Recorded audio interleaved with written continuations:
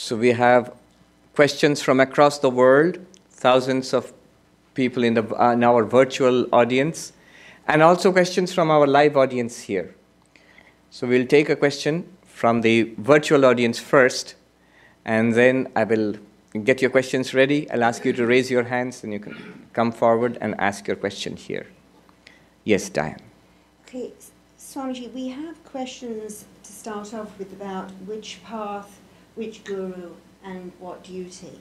And the first questions come from Jyoti, who is a physician in Cleveland, Ohio. And he says, how does one select a path to follow? For example, Kriya Yoga, Vedanta, Bhakti, etc. Singing the Ramayana, for example, brings me to tears routinely since it tugs at the heartstrings. Listening to Vedantic talks is so utterly logical that it appeals to the scientist in me. However, I do not want to dig the proverbial well in too many places looking for water. It appears this is a question that one has to answer for oneself, but I am hoping for your guidance for a way out of this dilemma, for those of us who are still living active samsaric lives. Then, which guru? Related to the above question, it is said that even the most knowledgeable guru cannot actually make one experience the divine Brahman. Yet, the need for a guru is emphasized for spiritual guidance. It is also said that for the true seeker, the guru finds the disciple and not the other way around. The definition of a true seeker may not fully apply to many like me, however. Yet it is exactly such people that perhaps need help the most. How would one know it is time? How would one recognize the guru? How should one seek a guru out? If one moves forward to choose a guru, then doesn't one automatically pre-select a particular path? That brings us back to question number one. And then we have a question from Niraj, who says, I'm writing for guidance for one of the common problems we often hear and read about, that you should follow your duty. But I don't know what is my duty. How do I decide? So these are questions regarding the spiritual path and guru. You see, all the paths can be fundamentally classified into the 4 yogas Swami Vivekananda spoke about. Jnana Yoga, the path of philosophical discrimination, where we realize that I am Brahman by an intuition by philosophy. Then there is the path of meditation, Raja Yoga or Patanjali Yoga, where the idea is to meditate, to calm the mind down so that the truth becomes evident, that I am the witness self. Then there is the path of love, which is the most common in all the religions of the world, where there's faith in God and love and surrender to God and trying to live a godly life. Then there's the path of converting our actions into spiritual practice, the path of service, karma yoga. All these are different paths to spiritual realization, and in the different religions of the world, you will find basically these are the main types of practices. They may go under various names. There may be various mixtures of these 4. But fundamentally, these are the 4 kinds of practices we find in spiritual life. It's interesting to note that we have, even psychology says, we have 3 kinds of powers. There is the cognitive domain, thinking. There is the cognitive domain, will, doing something. And there is the affective domain, emotion, feeling. These are the 3 aspects of our psyche. And you can easily see that the 3 of them are related to 3 of the yogas. One of them is related, the cognitive domain is related to Jnana Yoga, the affective domain to Bhakti Yoga, and the cognitive domain to Karma Yoga. And Raja Yoga, of course, is the power of concentration, of focus. So all of these powers are present in each of us. Swami Vivekananda, he pointed out that people are different. The same size shirt will not fit any 2 persons. So people are different. We have different natures. Some are more active. Some are more contemplative. Some are by nature more rational and inquisitive. Some are devotional. They find it much easier to love and surrender. So depending on our own nature, the kind of path we take, it depends a great deal on our own nature. The safest and the most comprehensive path Swami Vivekananda recommended for everybody, he said, the harmony of the 4 yogas, Karma Yoga, Bhakti Yoga, Raja Yoga, and Jnana Yoga. It is the harmony of the 4 yogas that is the path that is most suitable for our modern age. In our lives, we should have a component of a philosophy, of reasoning, of understanding. We should have a component of meditation, daily meditation, and a component where you love and worship and adore God in whatever form, that is your tradition or what appeals to you. And also, make sure that our lives are of use to others in Karma Yoga. So all of these 4 yogas are part of our spiritual practice. If you see the emblem of the Ramakrishna order, you find it, I think, here in the lectern.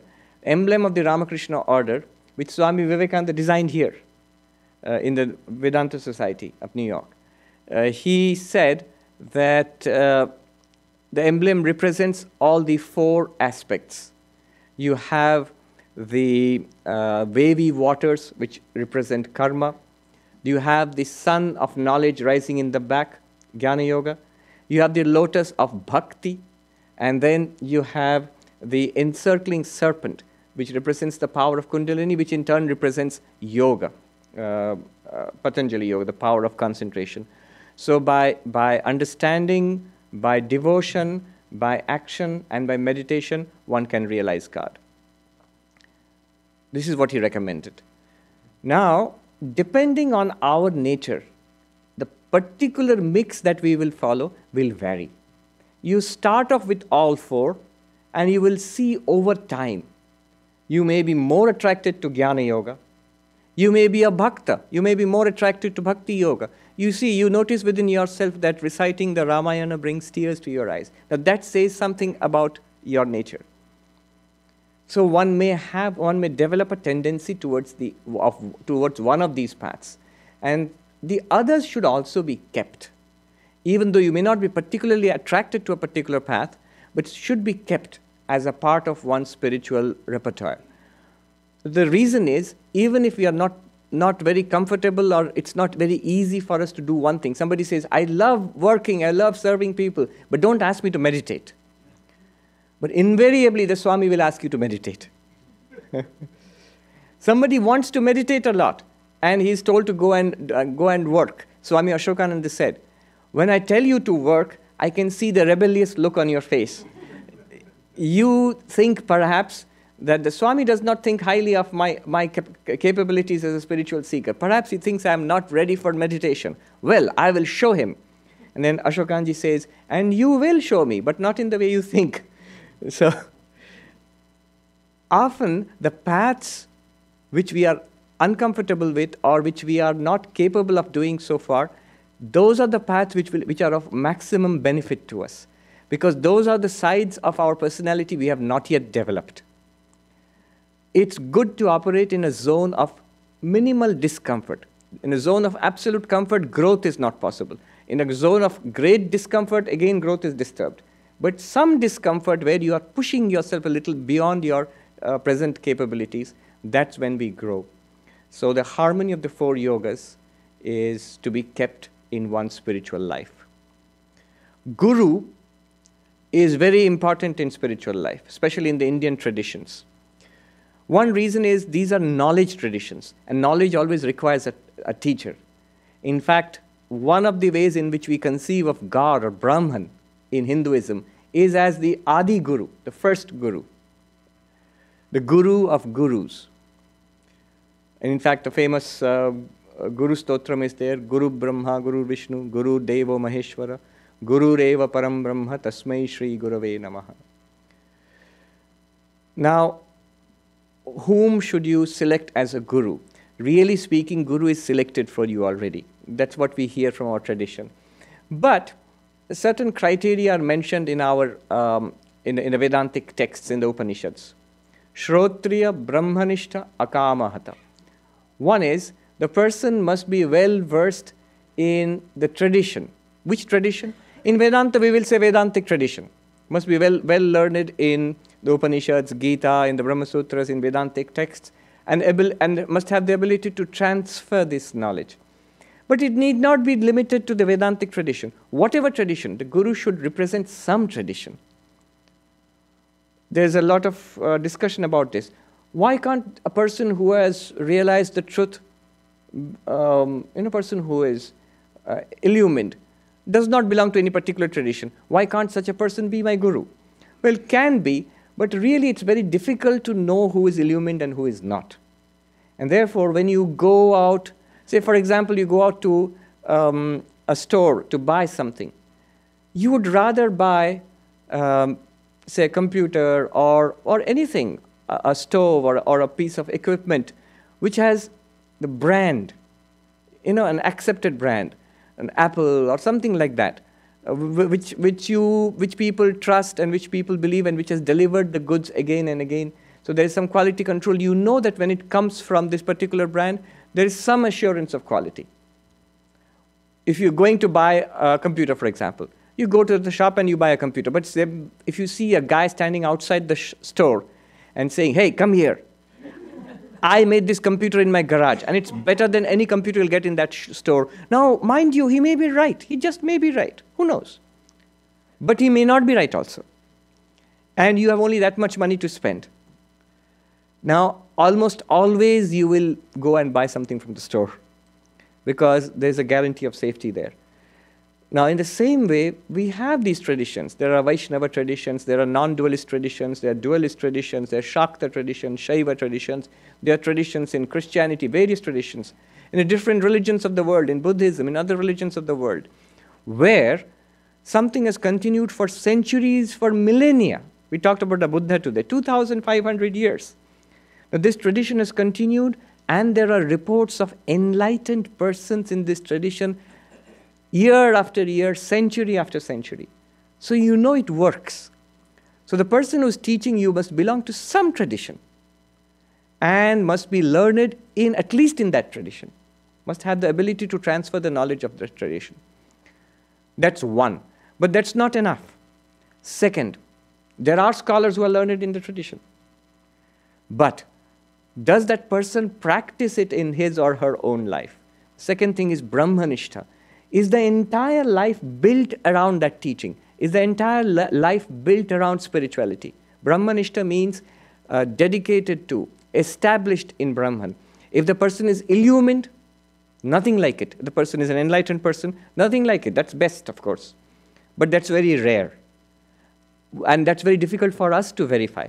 What we can do is look at the person's life. Is that person leading a spiritual life? Is it primarily a spiritual person? Or is spiritual teaching a part-time job for that person? So Brahmanishta means person must be a full-time dedicated, at least a spiritual seeker, if not a person who is already enlightened. And the third criterion for a guru is akamahata. Literally translates into not injured or not destroyed by desire. Does the guru want anything from you? If it says, sure ways to God realization, $100 course, crash course in meditation, $50, come and I'll teach you meditation in 3 days. You may crash, but I don't know if you will really learn how to. And there is some utility there, maybe. Again, I'm not denying it, because the person may know certain techniques and is teaching that technique. But a good rule of thumb is, the guru should not be making millions out of the guru business. There's somebody who joked. He said there's only one business which is not affected by Wall Street, which goes ups and downs in the economy, and that's the religion business. So it should not be a business. It should not be where the guru wants something from you. That's why the idea was all knowledge, and especially spiritual knowledge, is sacred and therefore free. In the traditional ashrams in India, the guru would actually support the disciple staying in the ashram. It take the help of the king or the other rich benefactors in society. But those who were studying and learning in the ashram, they were not expected to pay anything to the guru. Only after completion of studies they might give a gift, a guru dakshina. So these are the three criterion. Shrotriya, well learned in a particular tradition. Where does this person come from? You should ask that question. Second, completely dedicated to spiritual life. And third is, does not want anything material from me. Okay. And the last question was about what is my duty in life? Well, there is in traditional scriptures you find the concept of swadharma, your own dharma. That was easily defined in ancient India, not so easy today. Why was it defined in ancient India? Because they had a rigid social structure. There were castes and there was this, what is called ashrama, that means stages of life. So there were 4 castes in general, the priestly, the warrior caste, and the business class and caste, and the laborer caste. The 4 castes and the 4 stages of life, where you were a student, and then you were a householder, then you were a retired person, and then you were a sannyasi, a renunciate. Now, the idea of duty was built around this structure. How did it work? It worked like this. There's an equation. What is your duty in life, swadharma? They will say ashrama dharma. First, the 5 components. Ashrama dharma. Ashrama dharma means the duty of your station in life. Whether you are a student or a householder, your duty will change. The second one is varna dharma. That means the duty determined by the caste, by your family profession, for example. What you choose to do. In those days, there was very little choice. People sort of went into the profession of the parents and all that. So, are you a priest? Are you an administrator? Are you a businessman? Are you a worker? What are you? So that is another component of your duty. The third one was varnashrama dharma, the conjunction of the two. Are you a householder who is an administrator or a warrior? Then you have a duty. Are you a householder who is a priest? Then you have some other duty. So for example, when Krishna and Arjuna speak, Arjuna is asking questions about what he should do and what he should not do. Now, in this matrix which I'm drawing for you, look at where Arjuna is placed. He's a householder. And he's a kshatriya, a warrior. So he's a warrior householder. So he has some particular duties. If he was a priest and a householder, he would have some other duties. If he was of a business family and a householder, would have some other duty. So varnashrama dharma. The third one is called vishesha dharma. Vishesha dharma means specific duties which come with your particular situation in life. So for example, Arjuna for that time being is a general in the Pandava army. He was not earlier and he would not be later on. But at that particular time, he's a general in the Pandava army. And so being a general gives him some special duties. He's not just a warrior. He's not just any other householder. He's also the general of the army. I remember a lesson in this. I was taught this a long time ago when I was appointed the head, the principal of a college. That was a long time back, 2002. And I was, as I said, quite naive. So I was made the principal, and then they said, so you are, from now on, you are in charge of the college. And I always had this monastic identity very, very strong in me. I said, look, I don't care about all this. I'm a monk, and that's it for me. Then the principal who was retiring before me, he sat me down. He was not a monk, he was a professor, a householder, but he handed over charge to me. He sat me down, and in private, nobody knows about this, and for the first time speaking out. He said, look, I was not yet a Swami, I was a brahmachari. He said, look, Maharaj, I understand and appreciate your monastic ideals, but also remember, as long as you are sitting in this chair, you are the principal of the college, and people look up to you, and as long as you have taken up this role, you must play this role too. You cannot say that, oh, I'm just a monk, I'm not the principal. So that's called Vishesha Dharma.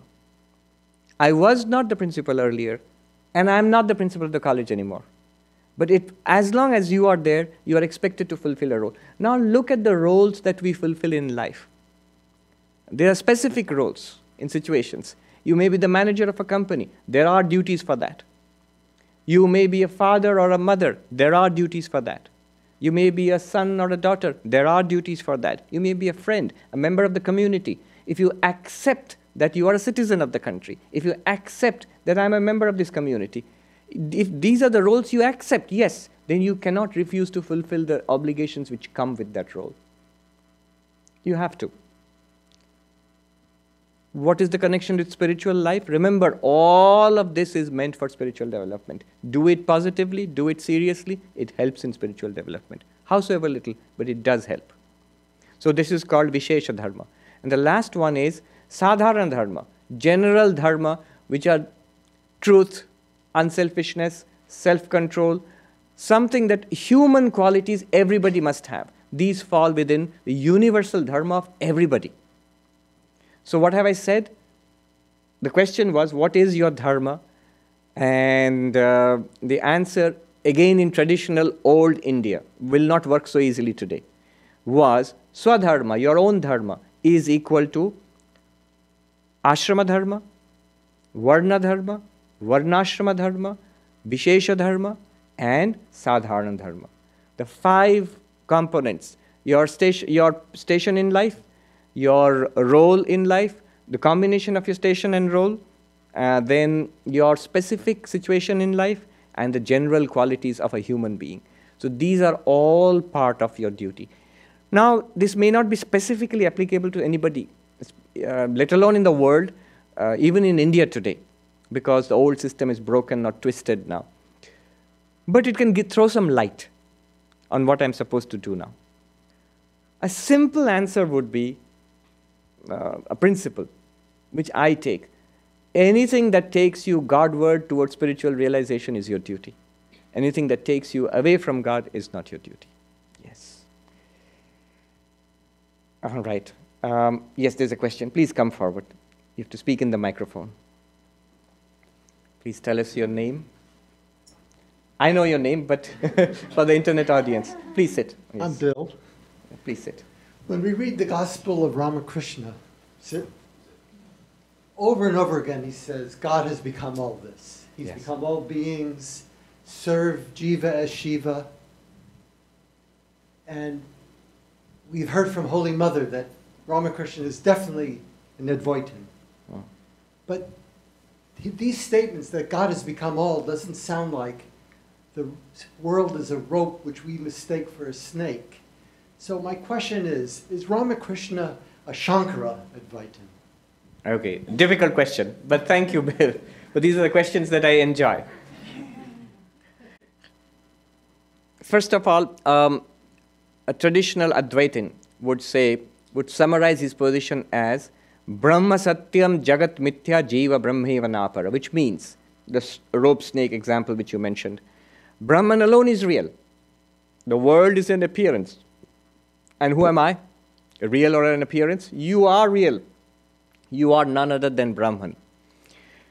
Brahman is real, the world is an appearance, and you, the individual being, you are actually Brahman. Now when Ramakrishna says, everything in the world is Brahman, is God, and worship everything as Shiva Jnani Jiva Seva, worship all jivas in the knowledge that it is Shiva, it can very well be interpreted in terms of traditional Advaita. Why? You said that it doesn't seem to quite match the rope snake example. It does actually. The way we are seeing the world, how do we see the world right now?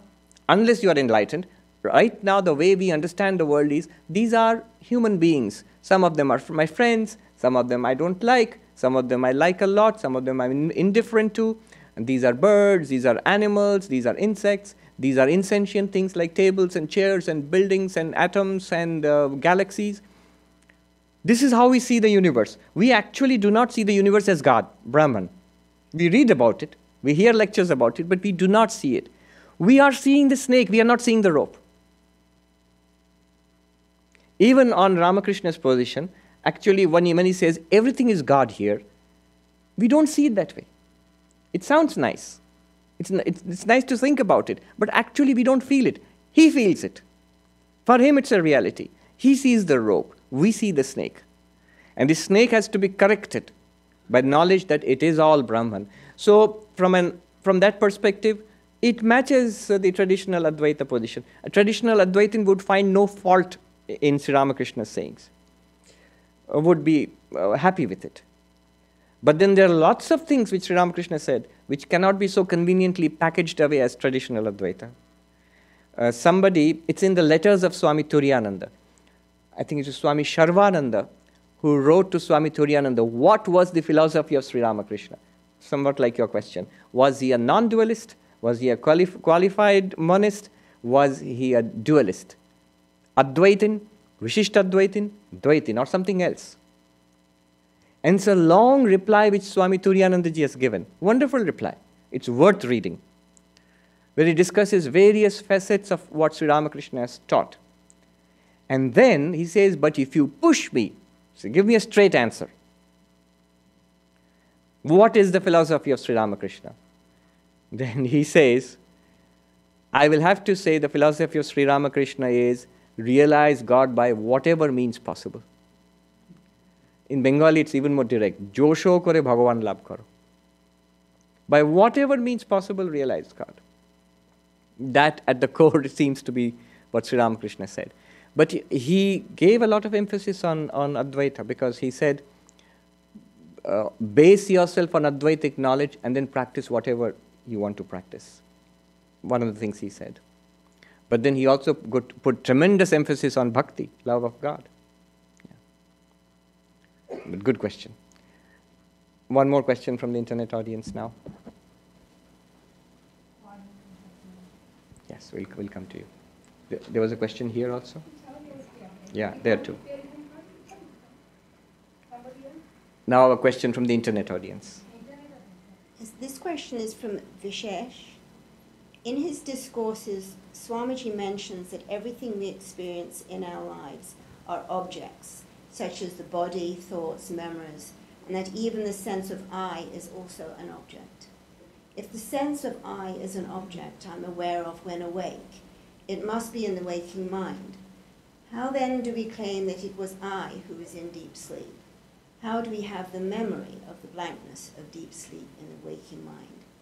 This question has been troubling me, and I would really appreciate it if he could answer this in the next Q&A session. That's a subtle question. I'll repeat it for you in case you missed it. He says in Vedanta, all of these are objects for consciousness. Quite clearly, look around you. Everything that you experience is an object and you are the subject in your experience. Isn't that true? If you look at your body, that's the same thing. The body that you experience is an object in your awareness. The mind that we experience, if you experience the mind, then mind is also an object. And in the mind is the ego, the I. I. If you feel it right now, I. If you feel it, if you experience it within yourself, no matter how subtle, it's still an object. Now this I disappears in deep sleep. And yet, when I wake up, in deep sleep we don't feel I am sleeping. Of course not. If you feel that, you are not sleeping. It's just a blankness. But when we wake up, you say that I slept. And yet that I was not there. It's an object which was not there in deep sleep. Now the question is, how do you reconcile this? I, who am not there, I claim that I slept. It's a very subtle question. And if you can answer this question and grasp the answer to this question, at the very least you have grasped Advaita. And at best you will get enlightened. That's how powerful this question is. Here is, the question points to a fault line in Maya. There is a crack in this illusion we are living. And this question actually points to that fault line. If you investigate there, Maya does not want you to investigate. She'll direct you here and there. But if you investigate there, the crack widens till the whole illusion disappears and the truth is revealed to you. The answer to the question is this. If only you have understood the question, then only the answer will make sense. The answer to the question is this. That I, which was an object in your waking state, that I which was not there in deep sleep, it is true that I did not experience deep sleep. And yet, upon waking up, when the mind starts functioning, that I comes up. It claims that falsely, I was asleep. It claims that I was asleep. What does it claim? It takes the experiences which are still there. There is a witness which recognizes the deep sleep experience. That witness is not the I. The witness is the witness of the I also. Right now, when you feel I, aham, I, what is feeling the I? Right now, that witness, it continues when the I also shuts down. I means this eye shuts down and the vertical eye also shuts down in deep sleep. That witness continues. And the experience of deep sleep, here's a technical point, the experience of deep sleep is recorded in Ajnana, in the Anandamaya Kosha. The answer you'll find in Vedanta Sar, it says, Ati sukshma bhi ajnana vritti bhihi. By an extremely subtle movement of Ajnana, Anandamaya Kosha, this experience of deep sleep is also recorded. Now, the interesting thing happens is, when you wake up, the mind starts working and I comes up. And those experiences are there. And the I falsely, mischievously, coolly takes up the experiences of that and said, I was asleep. The ego was not there. The witness experienced, the real Atman, the Sakshi, experienced the deep sleep experience. Illumine that. That's why deep sleep, you see the paradox of deep sleep. Each of us say that we experienced deep sleep. Yet that experience was not of the subject-object kind of experience which we are having right now. Because we cannot actually say that I was there and I experienced deep sleep. I was sleeping deeply. No, we can't say that. And yet we cannot in all honesty deny that we have all experienced deep sleep. Do you see this? Put these two facts together. Then something startling emerges. What experienced deep sleep? What is it in you that experienced deep sleep? The witness. And instead of answering that quickly, can you actually trace it back? Can you try to feel it? Because that real witness is right now. It's present right here. Can you get some clarity about it? What will happen is you will be free of the ego. You will realize, I am not I. Shankaracharya, when he sings, Manobuddhyahankara chittani naham, look at the contradictory nature of that line. He says, I am not the mind, I am not the intellect, I am not the memory. They're all objects. But funnily enough, he says, I am not the ego. Ego means I. Literally, if you translate that, put it on paper, it will read, I am not I. We sing it happily and think it's very profound. But what a stunning thing he has said, I am not I. Think about this. I, the one which is, right now you say, I am sitting in this room and I am listening to the talk. Clearly, the ego is saying it, and the ego is right. The ego is right here. But that ego, when it says, I experience deep sleep, it's a false statement. And yet something did experience deep sleep. Put these two facts together, and something startling will reveal itself. Very good question. Yes? So reflected consciousness doesn't exist in reality? The reflected consciousness does not exist in deep sleep. No, we cannot speak like this because it's being recorded for the purposes of the internet. Now, so I'll leave it there. I'll come to you. Here is a question. You had a question. Please tell us your name. Swamiji, my name is Rama, and I'm going back to the question, the previous question you answered about the 5 stages of duties that you just spoke about. 5 components of Swadharma. 5 components of Swadharma. Swadharma. So in the modern life, even if you're performing those duties, it just sucks all your energy. And how do you, while performing duties, make it something that actually provides spiritual growth? Because you can perform these very duties sincerely, and yet you may not feel that it translated to you growing spiritually. And you don't have time in any other way to do anything else other than perform your Swadharma. Yes. So how do you go about that? It's a good question. You might say, Swami, you are a Swami. So your whole Swadharma, all your roles are spiritual roles. So you can happily speak about spiritual life doing this and that. But we are students and teachers and mothers and fathers and so many things in society. And all of that sucks energy and time. How can I convert those things into spiritual practice? Is it possible?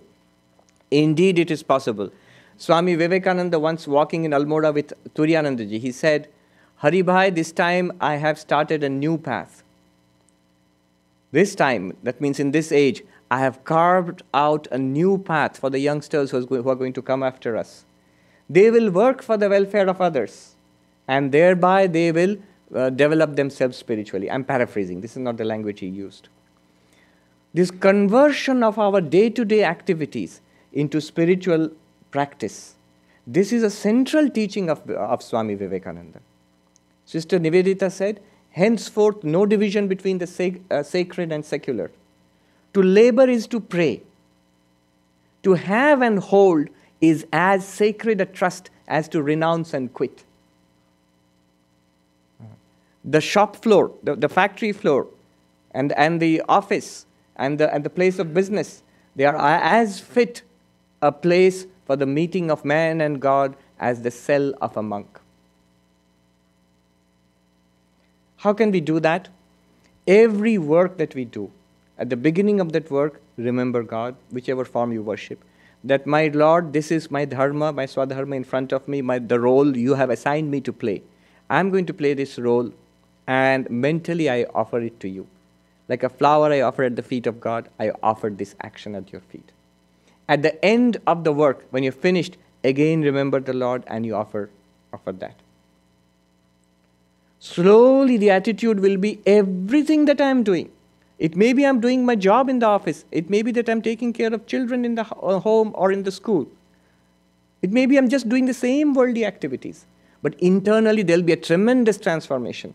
That I am doing everything for my beloved Krishna or Rama or Christ, whatever. Whichever form of God you are worshipping, concentrate on that I am doing these activities as worship to God. And make sure more and more, I don't want anything from that for myself. I am doing it as a service to God. So 2 things. One is connect the activity to God, and second is a component of unselfishness as much as you can bring in. Remember, common sense. If you are holding a job, that does not mean that tomorrow onwards I'll do the job, but I won't take salary from you anymore. It's not sustainable. You can't do that. Here, we are running an ashram, so even as a monk, I have to take donations. So how much more so when you are out in the world and you're working, you will definitely take your salary and earn what you have to earn. But that apart, there should be no other particular selfish desire behind that action. Selfish desire is like, by this job, by this role, by this salary, or by this promotion, I will be fulfilled. That's a worldly attitude to God. I will be fulfilled by God alone, by God realization alone, by spirituality alone. And all these things will help me. The duty which we have in life is not against spirituality. When we think of it as duty, that's something that I have to do and finish it somehow, then I'll do my spiritual practices, then it becomes a terrible burden. Swami Vivekananda quotes the Ashtavakra, that humanity is scorched by the midday sun of duty. Not that way, not that way. Work as a free agent. This is in front of me, it's an opportunity to do something. It's an opportunity for spiritual practice.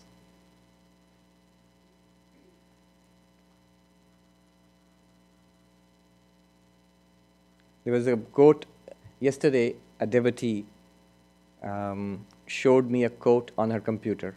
Different wonderful quotes. One of them was from a Japanese Zen master, Dogen. And it says,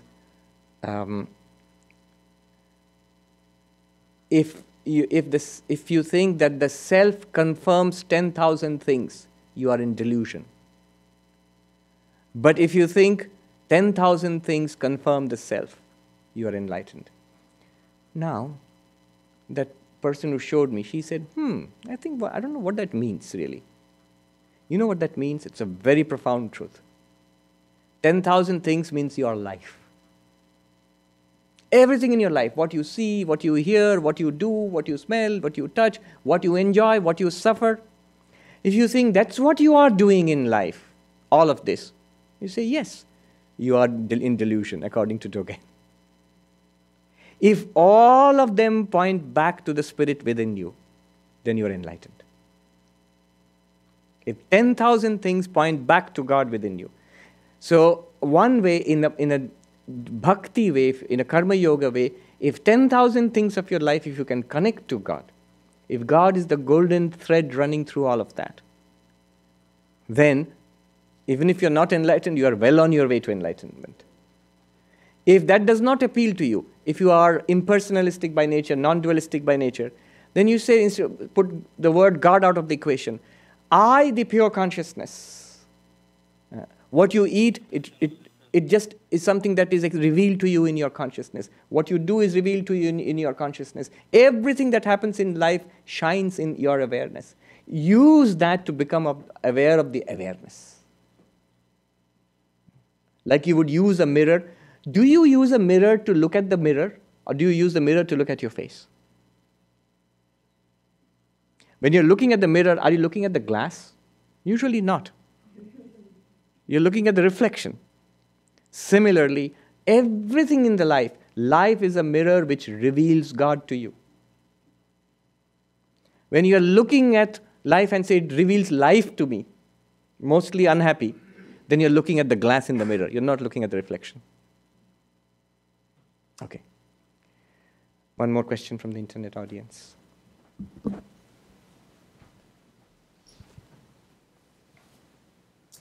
This question is from Rupak. I try to follow the 6 steps you have taught in your Drishya Viveka lecture series. I sit for meditation every morning, but when I try internal text-based meditation, external things come to me as input. I can close my eyes but can't close my ears. Birds chirping, clocks ticking come to my ears, even though no thought is present or just the Vedantic text is present at that moment. I feel that external and internal is getting mixed up for me. As I understand, this body-mind, though nothing but a unit of some atoms, has a special capability through the witness consciousness that is enabling this piece of matter to hear, see, touch, smell, taste, and think. Is it really possible to have the internal text-based meditation? My own breathing movement also comes as a distraction. Can you please let me know if I'm doing something wrong, which I can correct? Very good question. Very good question. Do you know what it refers to? In the text, Drigdrishya Viveka, towards the end, there are 6 meditation techniques. And he's talking about the first 2 of those meditation techniques. What are the meditation techniques? It's a nice segue into this question from the earlier discussion. You know, the 10,000 things in life. What the technique tells you is, take any thought, whatever comes to your mind. If it's 2 plus 2 is equal to 4, or a rose is a red flower, that thought comes to your mind. Instead of concentrating on the thought, become aware of the thought shining in your awareness. When the thought comes up, we get engrossed in the thought. And then we jump from one thought to another. But what the meditation technique tells you is, Take the thought and immediately become aware of yourself as the witness to that thought. Tat sakshittvena chetanam. Become aware of yourself as the witness of that thought. Can you do that? It's subtle but not difficult.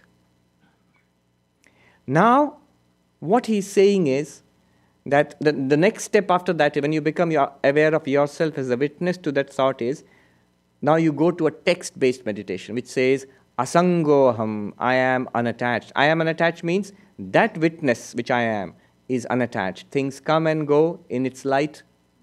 It is not, they don't stick to it. I am unattached. Dvaita vajjito aham, I am non-dual. Swaprakasho aham, I am self-effulgent. These are obvious facts. Once you have got the witness, clarity about the witness, all these things will be obvious facts. Just you're repeating a fact to yourself.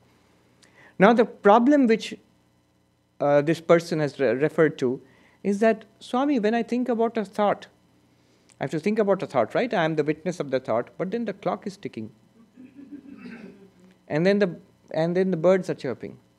And then it's hot. And then a lot of other things come into my mind. A thought might be very difficult, elusive to get hold of. Lots of other things are crowding into my mind. So what is the way out? What do you think? Correct. Absolutely. The answer from the gentleman was, witness of everything. You are not just the witness of the thought. The thought is not important. If the clock is ticking, wonderful. Wonderful. Use it immediately. The clock ticks. When it goes tick-tock, I am the witness of the tick-tock. When the bird chirps outside, I am the witness of the chirping bird, of the chirping of the bird. Any movement, anything that registers in your awareness is a mirror to your awareness. It reflects you back to your awareness. I have known of persons who get into a kind of internal intoxication just by listening to the sound of a clock ticking. Yes, it's possible. Absolutely possible.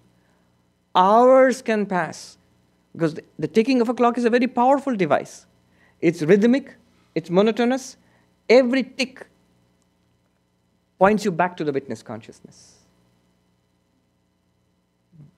And you tend to get absorbed. There's no escape from the witness consciousness if you're listening to a ticking of a clock. If you say that, well, first of all, you have to understand what the witness consciousness is. You have to have clarity about that. That's one thing. That's why the Drigdrishya Viveka text is there. You see, the Holy Mother, she used it in a different way. She told one of the disciples that, my child, listen to the ticking of a clock. Repeat your mantra with that regularity. With that calm steadiness and regularity, keep on repeating the mantra. I'll tell you an experience. It was in the Himalayas. We were studying Ashtavakra, a very high text of non-dual Vedanta. And the Swami who was teaching us, there was a word, Nairantaryena, without break, in the text he was teaching us. And we were a motley group of monks. Some lived in huts, some in caves, and some had long beards, some were shaven-headed. Mostly we were a very scruffy lot.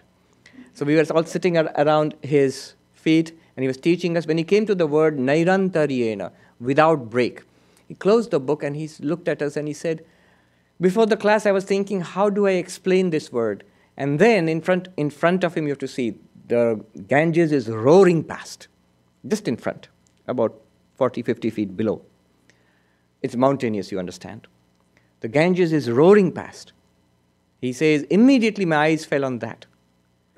And I thought, just like without break, the stream of water is roaring continuously, flowing fast in front, without any break at all.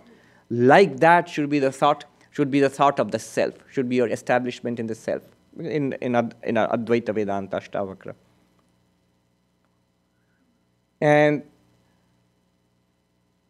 that night, a monk, he went for meditation, and he sat in meditation, and he could not stop meditating throughout the night, because the roaring of the Ganges next outside that monk's hut, that thought kept coming to him, and because the roaring is without break, he couldn't stop.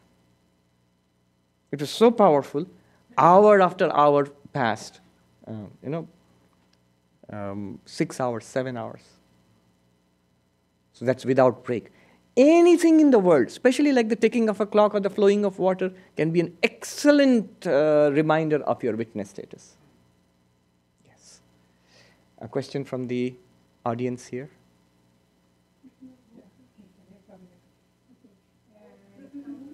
You have to come forward and speak in the microphone. No, first sit and take up the microphone. Yes, please sit. Please sit. Because it's being recorded, that's why. Okay. Please sit down. Sit, okay.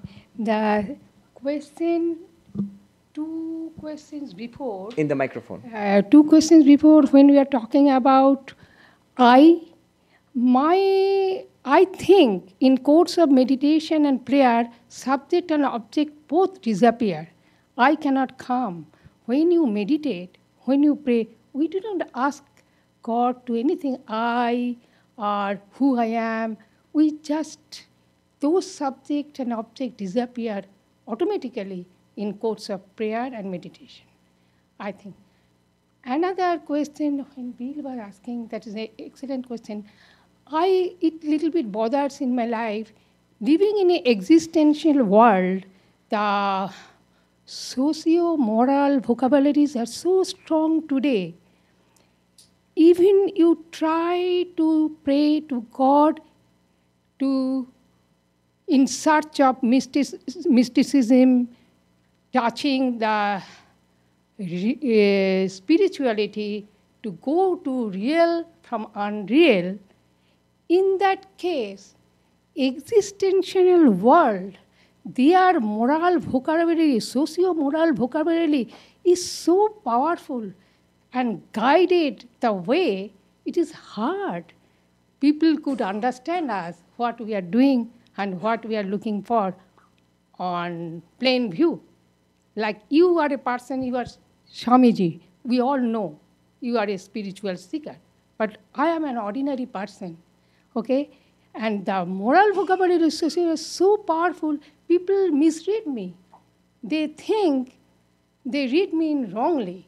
That's why how could we cross that boundary when you are talking about God and we are in search of mysticism that going from unreal to real, then that moral vocabulary should not come. I think I understand the question.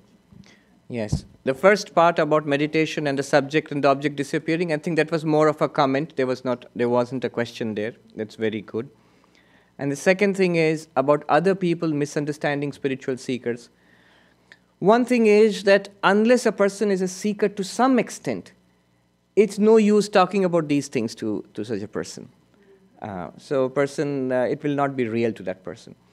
But then the truth is that people are seekers. There are so many people who are seekers.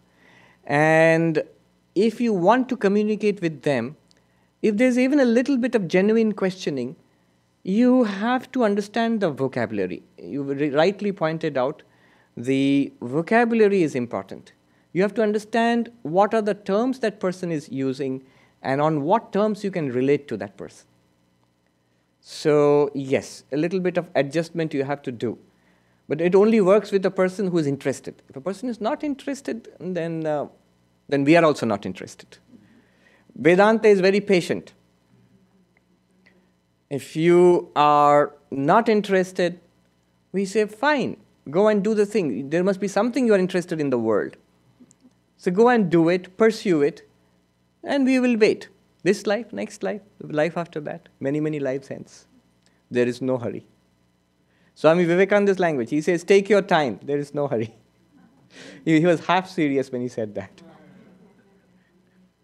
All right, a question from the internet audience. This is from Arvind, who is in Brisbane, Australia. In one of your talks recently, you mentioned your discussion with the... Yeah. In one of your talks recently, you mentioned your discussion with the Buddhist monks at a conference where the monks went into a huddle after you invoked neti neti. I have a question about the nature of consciousness in the two schools of thought. From what I have gleaned from listening to your talks, it seems in the Vedanta school, consciousness is primary with the attributes of Sat Chitananda. In some of your talks, you have mentioned that the mind borrows this consciousness, much like the moon borrows its light from the sun. On the other hand, my understanding of the Buddhist school is that they have developed the idea of an Atman, no self. Thus, the Buddhist school says Shunyata is primary. If my understanding is correct, then, in such a case, consciousness is not primary and must be generated or developed somehow from Shunyata. That is my question. How does consciousness arise or form from Shunya in the Buddhist view? Maybe you can give a short answer to this question, or if you could point me to some book that I can read. All right, always my favorite question. The contrast between the Hindu schools of thinking and Buddhist schools. Let me set out the contrast first before attempting to resolve it. The dualistic schools of Hindu thought, by which I mean, for example, the Nyaya, the Vaisheshika, the Sankhya, the Yoga, these schools of Hindu thought, they claim that in addition to the physical body, Sthula Sharira, we have a subtle body, Sukshma Sharira, and that is not subject, it's not a matter of belief. We experience it all the time. We experience life and thought and memories. All the time we are experiencing it. That which you are experiencing as a first-person private experience within yourself, that's the subtle body. So we have a subtle body, Sukshma Sharira. And in addition to that, we have the Atman, the self with a capital S.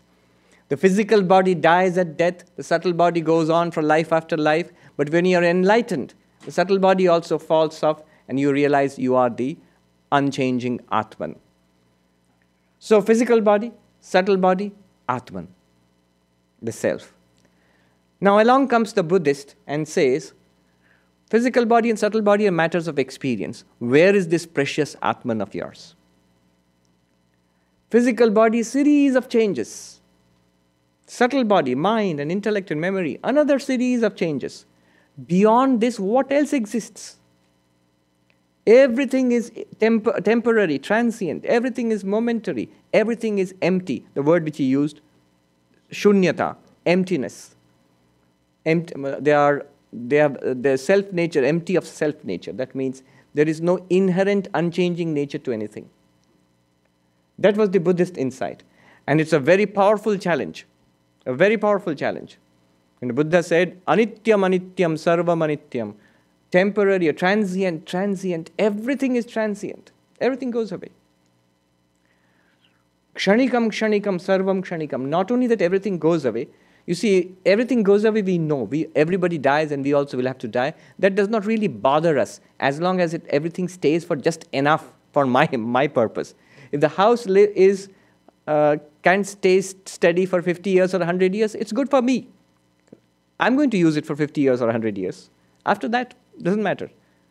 If the body lives for 30, 40, 50, 60 or 80 years, good enough for me. Because I'll do whatever I can in that period of time.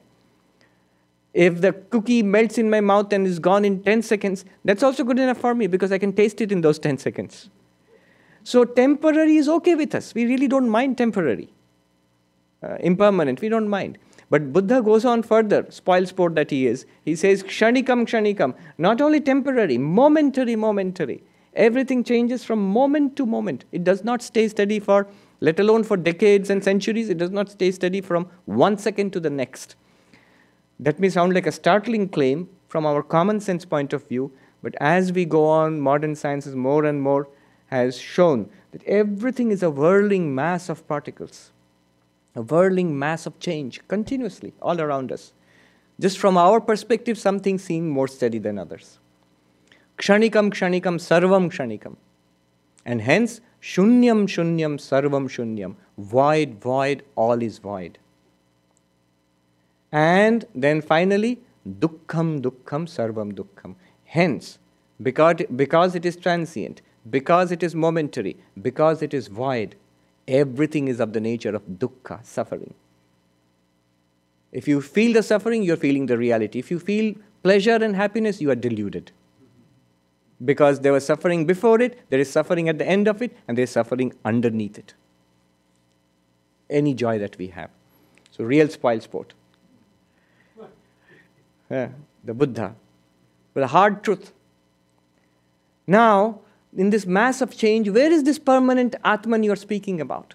So the Buddhist launches a two-pronged attack. One is on your permanent soul, your immortal soul. There's no such thing, the Buddhist says.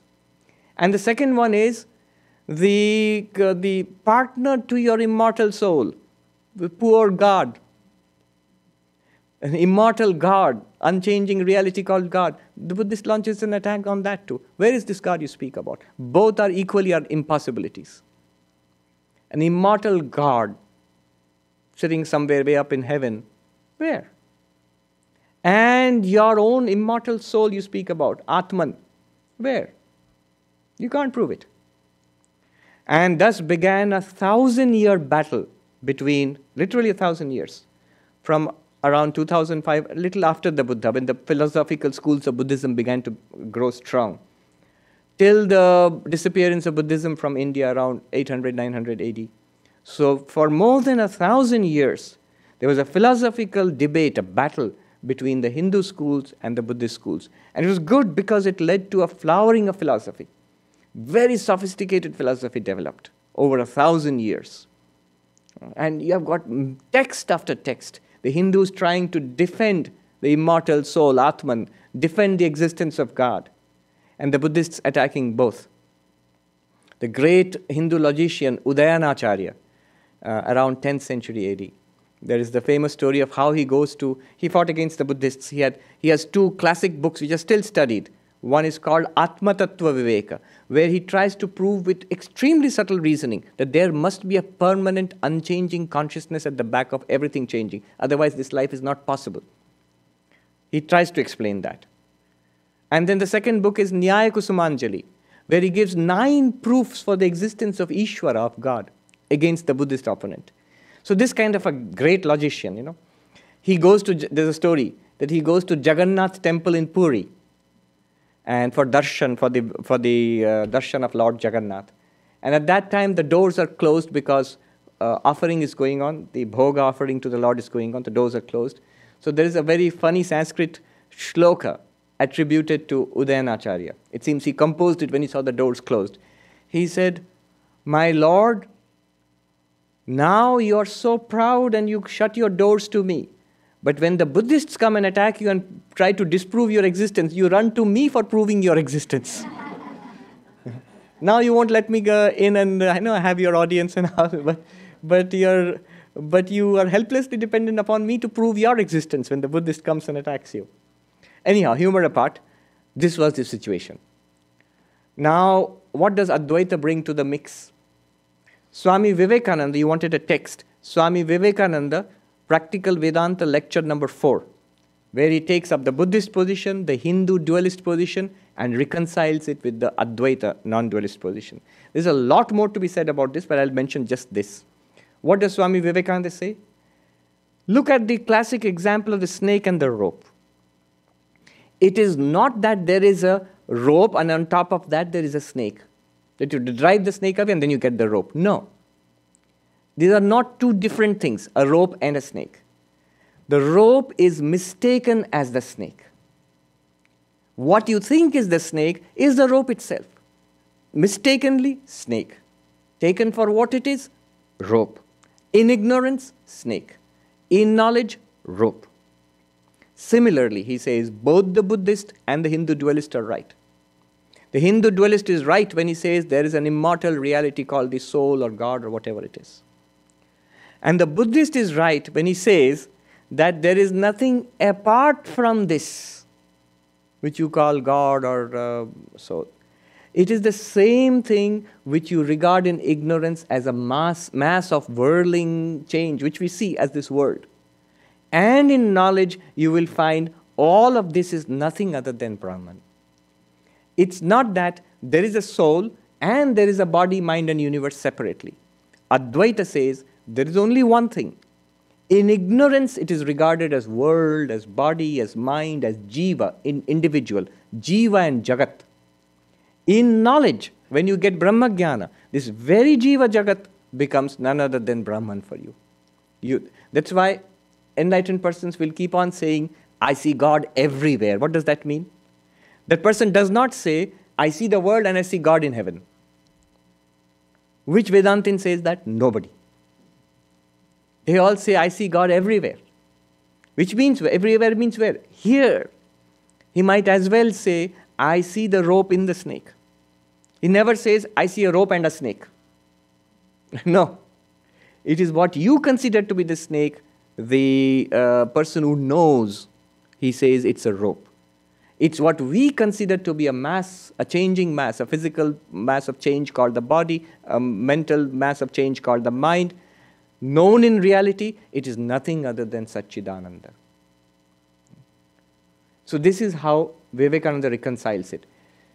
Now, is it accepted? No.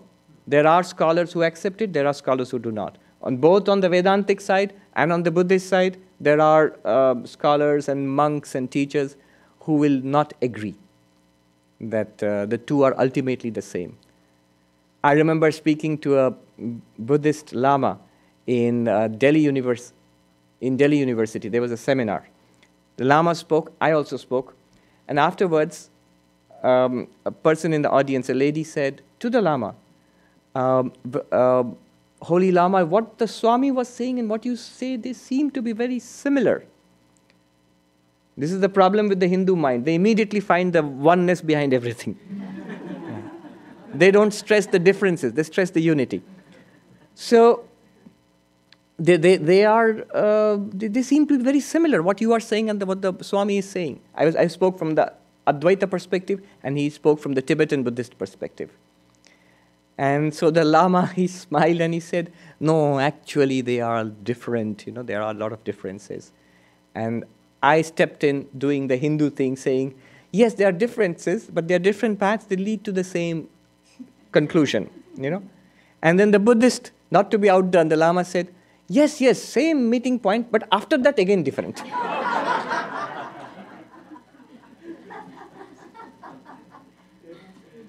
So there are people on both sides who would not agree. But there are scholars who do agree.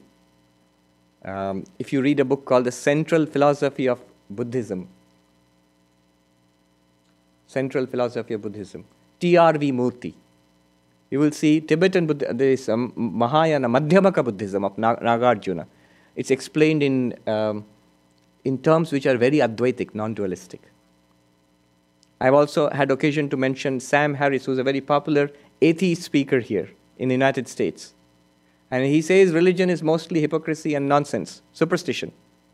But he says there are these two traditions.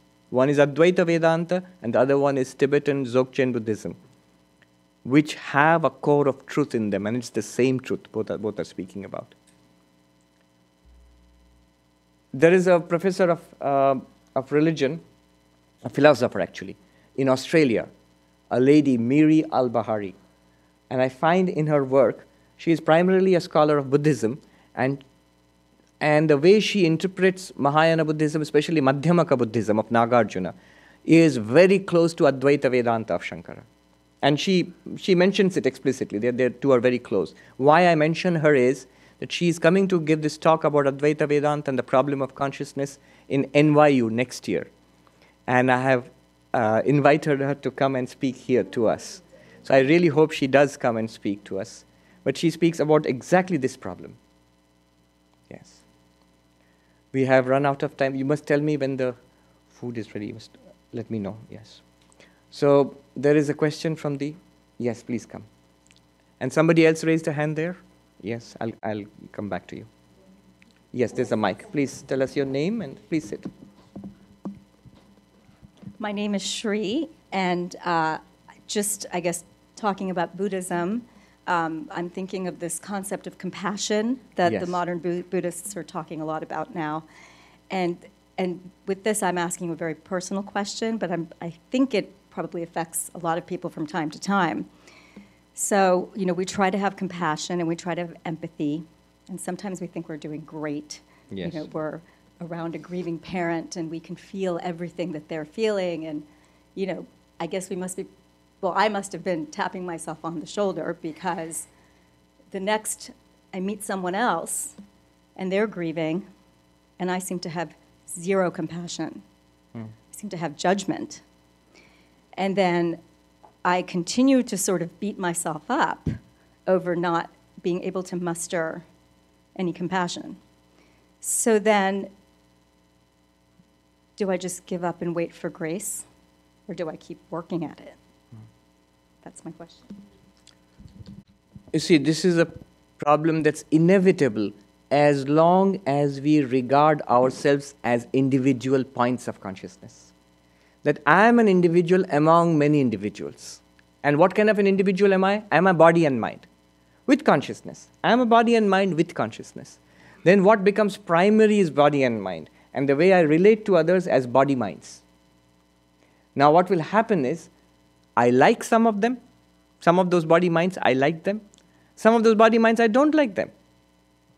Those whom I like, it's easy for me to have compassion and love for them. Those who I do not like, it's not easy for me to have any kind of compassion for them, and yet I am told to have compassion for everybody. Look at the language, have compassion for everybody. The moment you say everybody, then there must be something same that you see in everybody so that you can have the same compassion for everybody. Do you follow? Then what is the same thing in everybody at all times and at all places? There is only one reality which runs through all of us. Base yourself on the Vedantic reality that you are Sat Chit Ananda. You are none other than God. And therefore, everybody that you meet, even whether you like the body mind or you do not like the body mind, everybody you meet, the background is the same Sat Chit Ananda. When that's no longer theory, when that begins to become reality to you, then you will find having compassion for everybody becomes automatic. Love will become automatic, compassion will become automatic.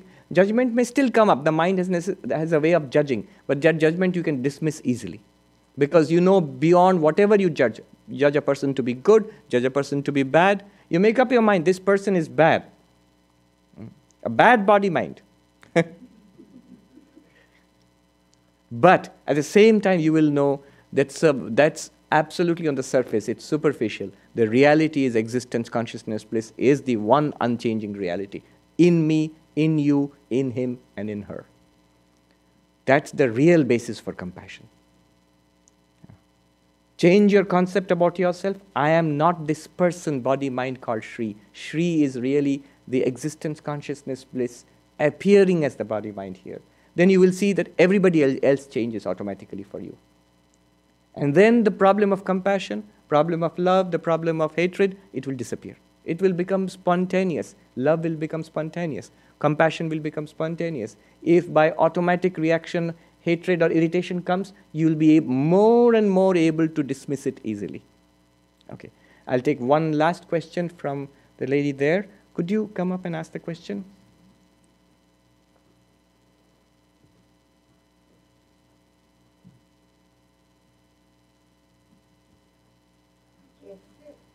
You can come to the mic here and ask the question. I hear the food is ready, so we will make this the last question. There's the microphone. My name is Pat. This is a somewhat confused question, so I apologize to all hungry people. In the microphone, yeah. A Zen master was asked and said to me, I asked, what is Buddha mind? And he said, non-holding. Now we come to Vedanta and God.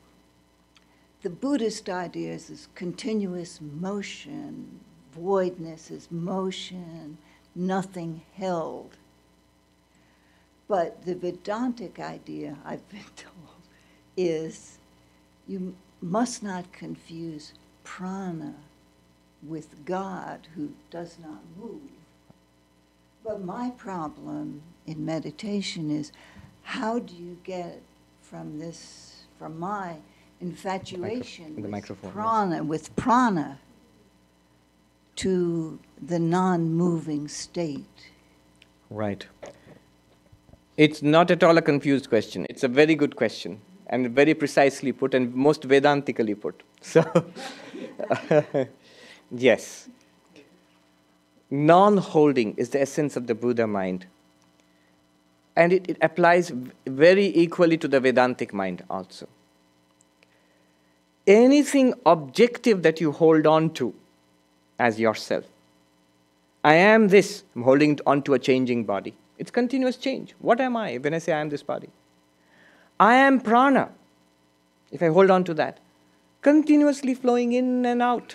Like the bellows pumping in and out, air flowing in and through me. Life forces coursing through me, continuously changing. Like the ebb and flow of a tide. Prana courses through me. What watches the prana? When you say, I am breathing in, I'm aware of breathing in. I am breathing out, I'm aware of breathing out. What is it that is aware of the breathing in and the breathing out? The breathing in and the breathing out are the movements of prana. What is it that is aware of the breathing in and the breathing out? That is not moving in and out. That is aware of the movement of the prana. Is it moving itself? No. If you come to the Taittiriya Upanishad, where you ask the question, what am I? You start with the body. And you clearly see that you cannot be the body for certain reasons. It's external to you. I feel I'm inside this and this is an object. This is something external to me. It is changing and I am unchanging. It is an object of my experience. I am the subject of the experience. For certain reasons, I cannot be the body. For exactly the same reasons, I cannot be the prana. We're not denying that the prana is there. Let the prana move in and out. You've got to keep on breathing. Yes? Until you're enlightened, you've got to keep on breathing. So, yes. And then the mind. The mind moves continuously. Look deeper within the prana. Thoughts, ideas come. But you are aware of the movement of the mind. Is it not? And then the intellect. Even that which you are using to understand all of this. You are aware of the movement of the intellect. Anything that you are aware of is not the Atman. But my problem, in the microphone, yes. My problem is, it's not thoughts so much, but when I meditate, I feel this incredible seething energy, which is very nice to feel. But I can't get beyond that. It's like the energy is always there and very pleasurable. But you said, look at the words you used. I feel this incredible energy. It feels pleasurable. Yes. I feel this energy. What feels? That's right. But how do I get beyond enjoying the feeling? You don't have to. Stuck. This way. The moment, follow this carefully. The moment you recognize that there is something that is aware of the surging of this energy within me. What you are asking is, how do I stop the energies from surging, or how do I get beyond the feeling of pleasure of in reveling in that energy? The Vedantic answer is, you don't have to. All that you need to notice is that something here is aware of that energy. Just notice that. Let the energy be there. Let it seethe within you. Let it course within you. Let your mind enjoy that energy too. If you cannot sit for long for meditation, you feel so energetic, you have to get up and walk. Get up and walk. The Atman is not disturbed. All you need to notice is that it reveals, that surging energy, that feeling reveals the ever-present awareness within you. If one day do not feel that energy, you feel tired or quiet, and it is the same awareness which noticed that energy, the same awareness which notices the lack or diminishing of that energy. That is what you are. Let the play of prana go on. Why disturb it? Let it go on. The body, the prana, the mind, these are creations of Ishvara, of God. You need not destroy them, you need not transcend them to become enlightened. You are already beyond them. You need not. And you cannot. How can you get rid of prana? So you get rid of prana, God forbid, then we die then. So we need not do that either. And we should not do that either. Why not? Here is the crucial, I'll end with this. Here is the crucial secret. It is that very surging of prana which you are noticing like a mirror, it reveals your own existence also. The mirror, it's not me, but it reflects my face. The experience of the surging prana, it's not you, it's not the Atman, it's not the real you, but it reveals the real you because it shines in your light. It is revealed in your awareness.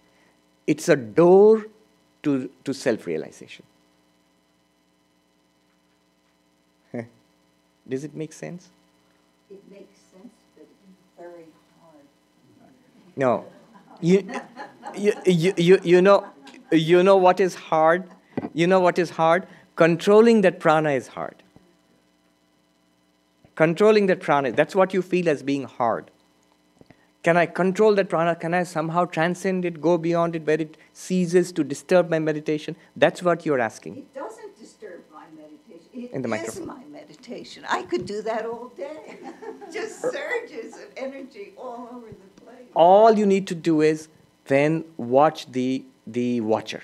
Watch the watcher means as the surges come and go, it reveals you as the not surging watcher.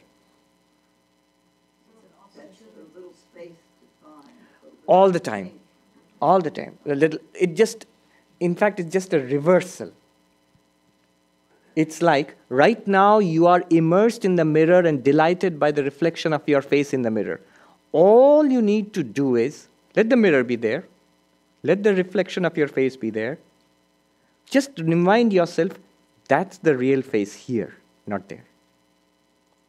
What is being reflected here is really me here. So the fascination with the mirror and the face will go away. Right now we are like a person who has forgotten his or her real face, very fascinated with the mirror. Oh, nice. And somebody wants to take the mirror away. No. I'll lose my face if the mirror goes away. But my face is not in the mirror. We know what the problem with the real face is and what the advantage of the mirror is. Mirror reflected face advantage is you can see it. And the problem with the real face is you cannot see it.